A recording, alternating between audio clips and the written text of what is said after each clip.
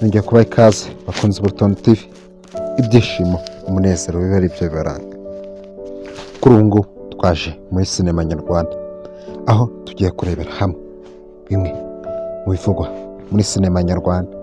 Kuri ubu ngubu rero tugiye kurebera hamwe abagabo babiri, uwo bita Mugisha Emmanuel, mwamenye cyane ku izina rya Kibonke.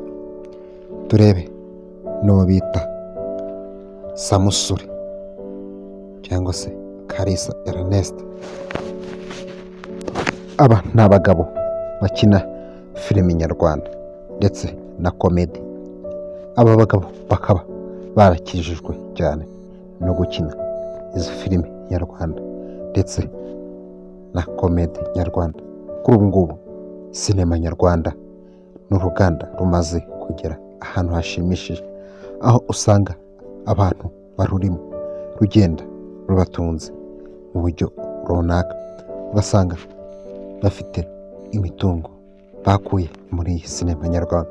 Kuri ubu ngubu rero ni uruganda rumaze gutera imbere, buri wese aba yumva yishimira kuba hari intambwe bimaze gutera.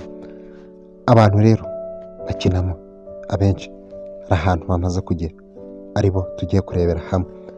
Kuri ubu ngubu tugiye kurebera hamwe aba bagabo bombi, Kibonke ndetse na Samusure, aho bamaze kugera. Turarebera hamwe imitungo yabo bafite kuri ubu ngubu, ndetse turebe n'uburyo bagenda binjiza amafaranga babikesha sinema, babikuye kuri channel zabo za YouTube, kuko ahanini amafaranga binjiza cyane nayo bakora kuri YouTube channel zabo, aho bagenda bakoraho amafaranga atandukanye mu byo bagenda bakina, bakabishyira kuri chaîne zabo za YouTube. Turebye kuri Kibonke, turasanga Kibonke afite YouTube channel yitwa CK cyangwa se Clapton Kibonke. Ni channel yafunguwe mu mwaka wa 2013 kwezi kwa kabiri. Channel tape yayo ni people, ni abaturage. Bakaba barayifunguye bagaragaza ko iri mu gihugu cya Leta Zunze Ubumwe za Amerika. Views zose hamwe kuri video zose ziriho zingana na 22,815,256. Subscribers zingana na subscribers 135,000. Upload ni 178. Twihuse tugiye ku mafaranga yinjiza, tubasanga ku munsi Kibonke yinjiza hagati y'amadolari 20 ashobora kuzamuka akagera ku madolari 320. Ku cyumweru tugasanga ashobora kwinjiza hagati y'amadolari 140 kugeza hagati y'amadolari 2,200. Mu minsi 30 Kibonke ashobora kwinjiza hagati y'amadolari 599, ashobora kuzamuka akagera ku madolari 9,600 mu minsi 30. Tugiye ku mwaka Social Blade tubwira ko uyu mugabo ashobora kwinjiza hagati y'amadolari 7,200, ashobora kuzamuka akagera ku madolari 1,105 ku mwaka. Umva ko rero aba bagabo bakora agatubutse muri sinema nyarwanda babikesha YouTube. Tugiye kuri Samusure. Samusure afite channel yitwa Kalisa Ernest Films. Channel ye yafunguye mu mwaka wa 2019. Channel type ni comedy. Yafunguye igaragaza ko ikorera mu Rwanda. Video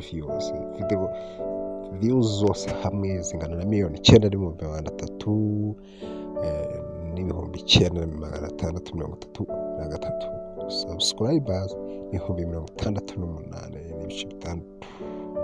uploads ibintu bamaze gushyiraho bingana n'ibintu 175. Tugiye ku mafaranga yinjiza urasanga ku munsi ashobora kwinjiza hagati y'amadolari 5 ashobora kuzamuka akagera ku madolari 79.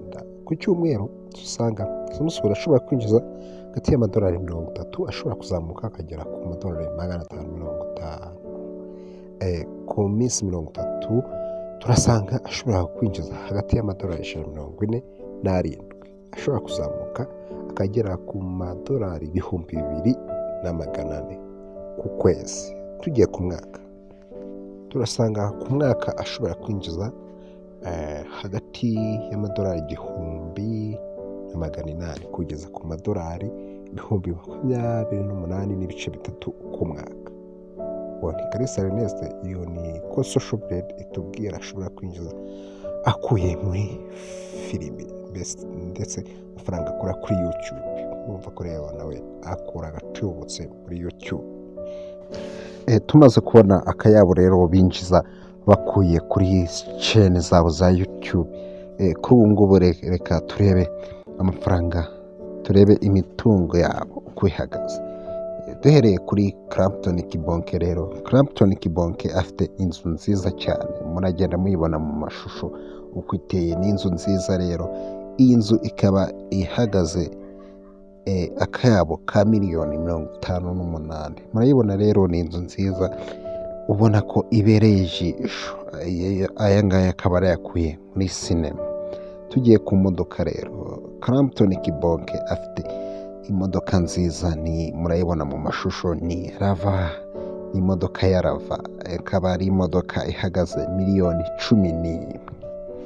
Urumva ko rero Clapton Kibonke afite umutungo mwinshi, afite inzu nziza ndetse n'imodoka nziza agendamo, byose yakuye muri sinema nyarwanda. Tugiye rero kuri Samusure cyangwa se uwo mwamenye nka Makuta cyangwa se Rulinda.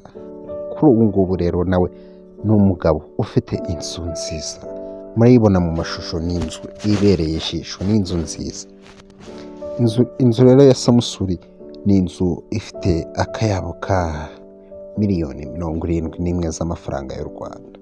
Samusure rero murabona ko ni inzu nziza ibereye ijisho. Akaba Samusure rero afite n'imodoka, akaba afite imodoka ya Prado.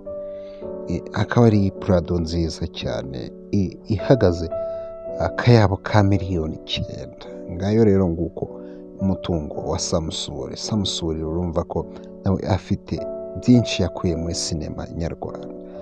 Aba bagabo bombi ari Clapton Kibonke ndetse na Samusure, murumva ko rero hari byinshi bakuye muri sinema nyarwanda, hari aho imaze kubakura n'aho imaze kubageza.